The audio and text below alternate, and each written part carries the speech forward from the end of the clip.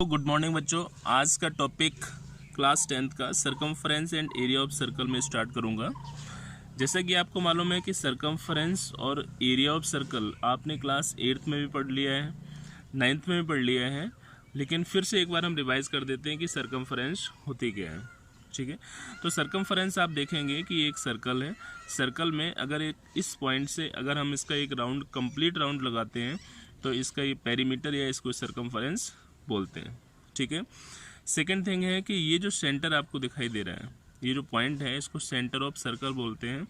इस centre of circle से circle के किसी भी पॉइंट पर, सर्कल पर कहीं भी अगर कोई पॉइंट ले लिया जाए तो उस पॉइंट से और सेंटर के बीच का जो डिस्टेंस होता है, इस डिस्टेंस को हमेशा रेडियस कहा जाता है। क्या बोलते हैं इसको? रेडियस।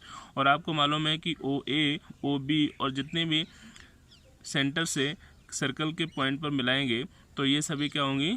रेडियस। तो आप देख सकते हैं कि radius o a is equal to o b और इसे हमने आर से रिप्रेजेंट कर लिया है। अंडरस्टूड? फिर आपके दिमाग में आ रहा होगा कि ए बी क्या है, तो a b is equal to the diameter. जब हम ओ ए और ओ बी को मिला देंगे तो ये हो जाएगा हमारा डायमीटर। जैसे d is equal to r plus r, कितना हो गया बेटा? 2r। इस D is equal to 2r भी लिख सकते हैं। इसका मतलब है कि डायमीटर जो है रेडियस का डबल होता है। सेकेंड थिंग, अगर कभी आपसे पूछ दिया जाए कि अच्छा डायमीटर रेडियस का डबल होता है तो रेडियस क्या होगी? सिंपल सी बात है कि रेडियस डायमीटर का हाफ होगी। तो इसे r is equal to d by 2। One more things, radius आपको क्लियर हो गया। अब हम ले लेते हैं डायमीटर। डायमीटर क्या है? A line segment to divide the circle in two equal parts. एक लाइन सेगमेंट जो सर्कल को 2 इक्वल पार्ट्स में डिवाइड करता है उसे हम कहते हैं डायमीटर। अंडरस्टूड? या second thing, a chord of circle passing through its centre. Circle की एक कॉर्ड जो सेंटर से पास होती है उसे हम कहते हैं डायमीटर। अब कॉर्ड क्या होती है? कॉर्ड, तो कॉर्ड बेटा क्या है? ये line segment joining any 2 points on a circle.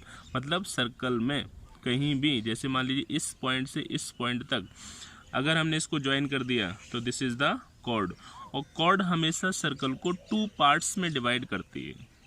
ठीक है, दोनों में डिफरेंस क्या है कि कॉर्ड हमेशा सर्कल को 2 पार्ट्स में डिवाइड करती है, जबकि डायमीटर सर्कल को 2 इक्वल पार्ट्स में डिवाइड करता है। Is it clear? ध्यान रहेगा आपको। इसके बाद में देखें बेटा सरकमफ्रेंस। सरकमफ्रेंस क्या होती है? 2 पाई आर। सरकमफ्रेंस को हमेशा 2 पाई आर लिखते हैं और 2 और आर अभी बताया था 2r को डायमीटर लिखेंगे, इसलिए ये हो गया हमारा pi d. Is it clear? One more thing, अब एरिया ऑफ सर्कल क्या होता है? देखिए एरिया ऑफ सर्कल बेटा क्या है, यहाँ पे पाई आर स्क्वायर, जैसा कि आपको मालूम है, खूब अच्छी तरह से पढ़ चुके हो, pi r square is the area of circle. कोई डाउट? क्लियर है? एक और रह गया सीकेंट। सीकेंट का मतलब होता है कि line segment who divide the circle, sorry, intersect the circle in any 2 point। मतलब किन्हीं 2 पॉइंटों पर अगर कोई लाइन सेगमेंट सर्कल को इंटरसेक्ट करता है तो उसे हम कहते हैं सीकेंट। Is it clear? इसका मतलब ये जो लाइन आप देख रहे हैं this is the secant. Clear? Okay, अब इससे रिलेटेड एक क्वेश्चन देख लेते हैं। क्वेश्चन देखेंगे तो आपको क्लियर हो जाएगा कि इन्हें हम सॉल्व कैसे करेंगे, क्या है, किसका यूज कहाँ होगा। The radius of circle is 3.5 centimetre. मतलब किसी सर्कल की जो रेडियस है वो 3.5 सेंटीमीटर है। Find the area and the circumference. तो इसका एरिया और इसकी सर्कमफ्रेंस को फाइंड करना है। ध्यान से देखना आप, रेडियस 3.5, सबसे पहले पूछा एरिया, तो आप लिख दो area of circle. Area of circle क्या होता है? पाई आर स्क्वायर।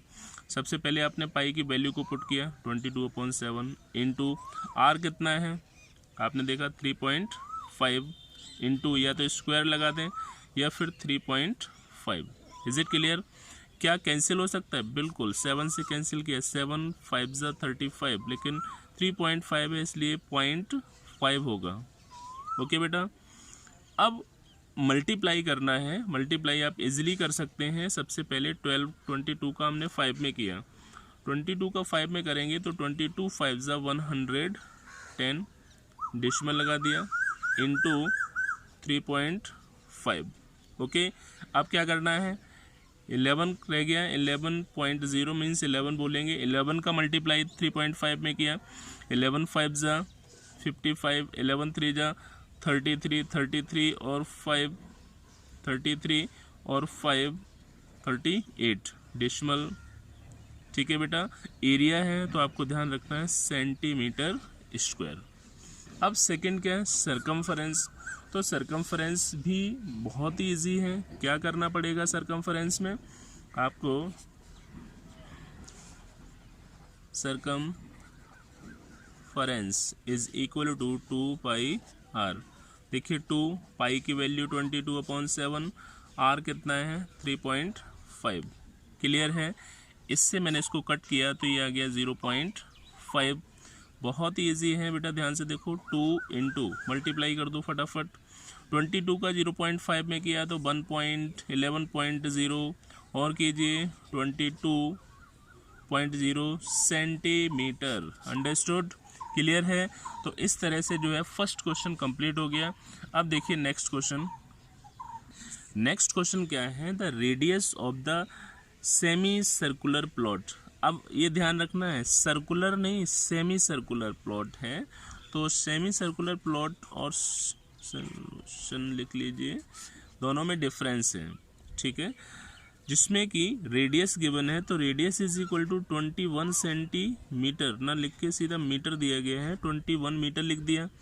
इसके बाद एरिया पूछा है, तो आपको मालूम है कि सर्कल का जो एरिया है, एरिया ऑफ सर्कल कितना होता है, पाई आर स्क्वायर। तो एरिया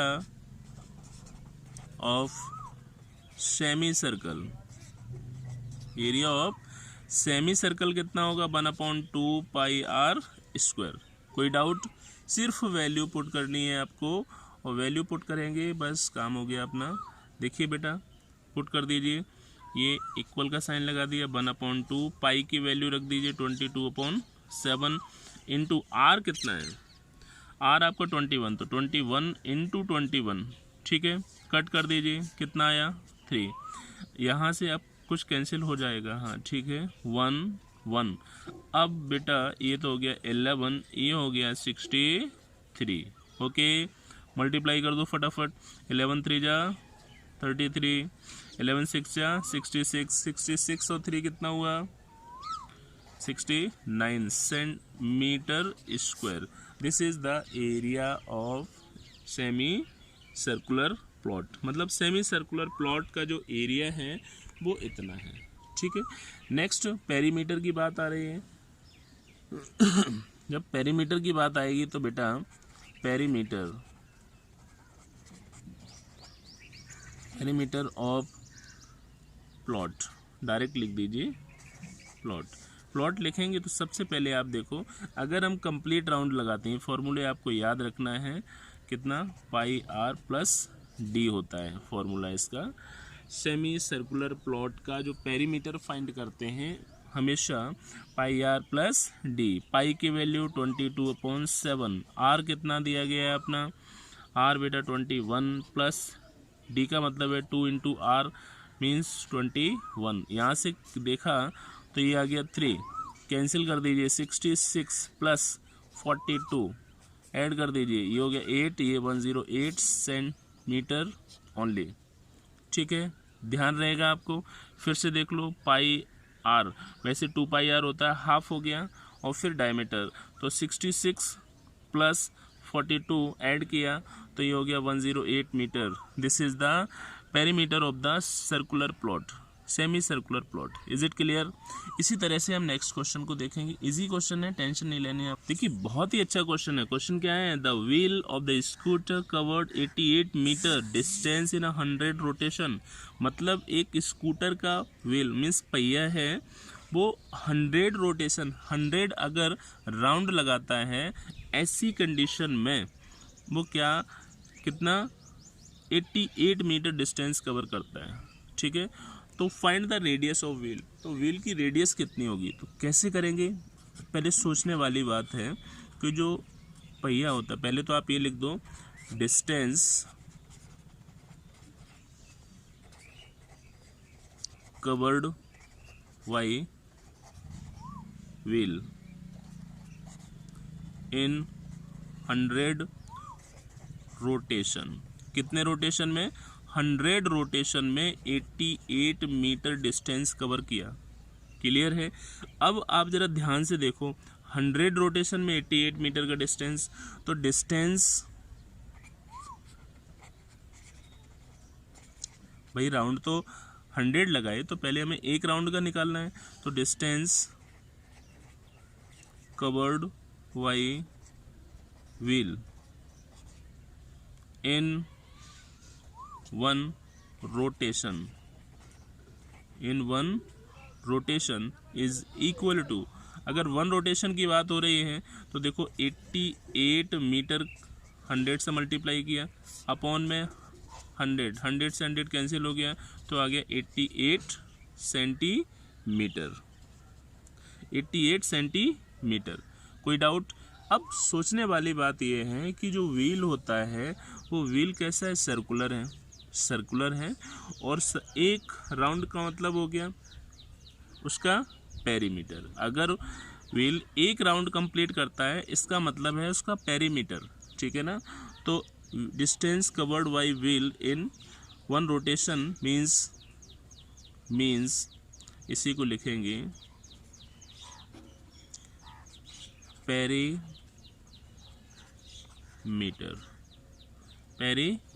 इस कितना हो गया? 88 सेंटीमीटर।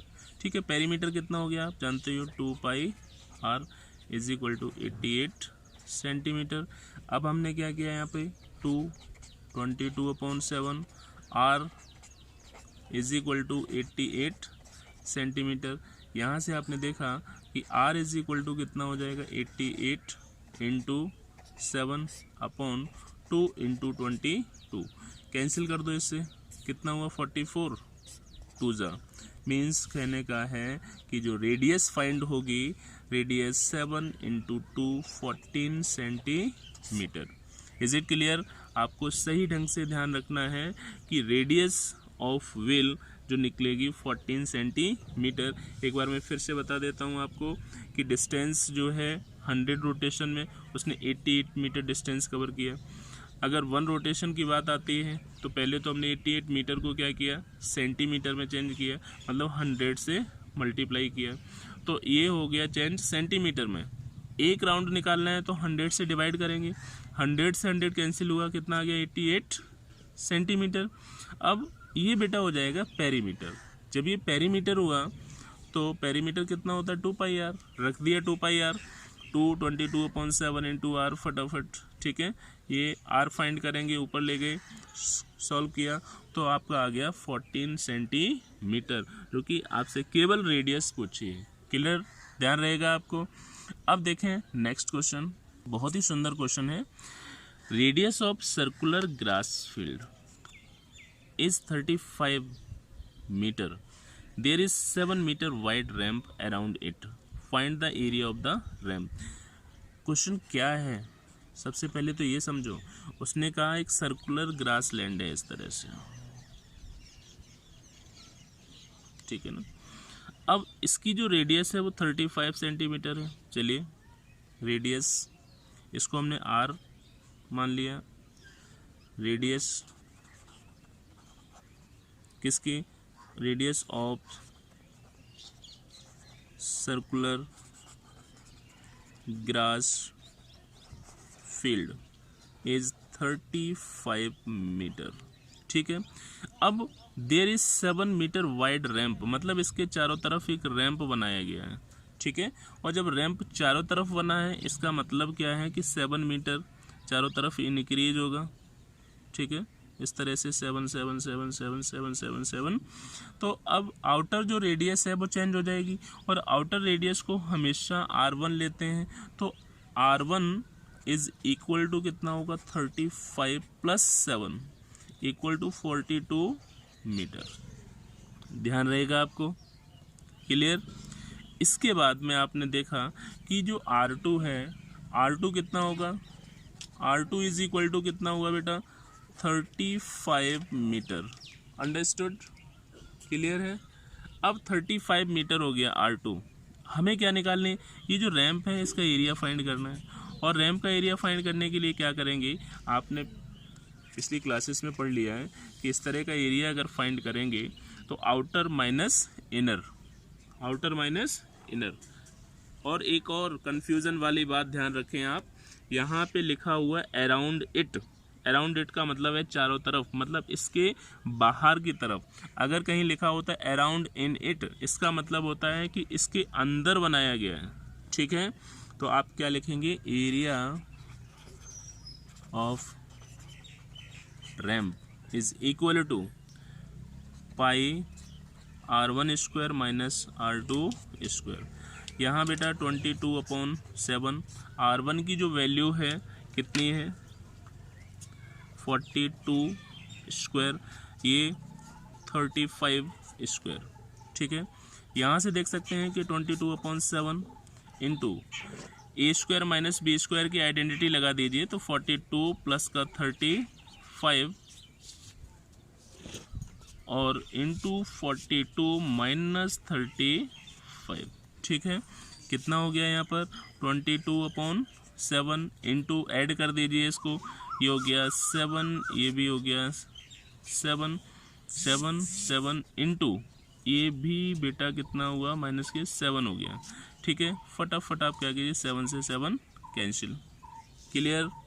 अब क्या करना है, मल्टीप्लाई 22 का इसमें करना है, तो 22 इंटू 77, ठीक है। मल्टीप्लाई करना आता है तो ठीक, नहीं आता है तो आप कैसे भी कीजिए, बहरहाल मल्टीप्लाई हो तो 22 7 जब 154 होता है, कितना होता है 154, तो 154 कहीं गलत ना हो इसलिए 77 इंटू 22 ये हो गया 154। हाँ बेटा, तो देखिए 154 कैरी 15, ठीक है। 22 7 जब 154 और 15 169, ठीक है। तो ये हो जाएगा 1694 मीटर है, तो metre square, this is the area of ramp. Understood बेटा।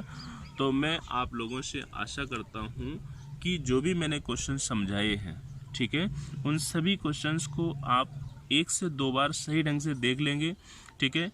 फिर भी अगर समझ में नहीं आते हैं तो फिर आप जो है दोबारा से पूछेंगे, ठीक है, मैं इनका सॉल्यूशन डाल दूंगा।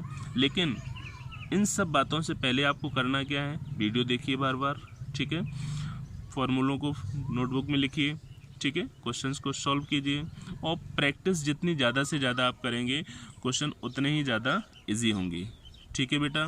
तो इसके बाद नेक्स्ट वीडियो में हम आपको सेक्टर और सेगमेंट के बारे में बताएंगे, तब तक इन क्वेश्चंस को आप कीजिए। इससे रिलेटेड एग्जाम्पल में, एक्सरसाइज में जितने भी क्वेश्चंस हैं उन सभी को कर डालिए, ठीक है। ध्यान रखेंगे। थैंक यू बेटा।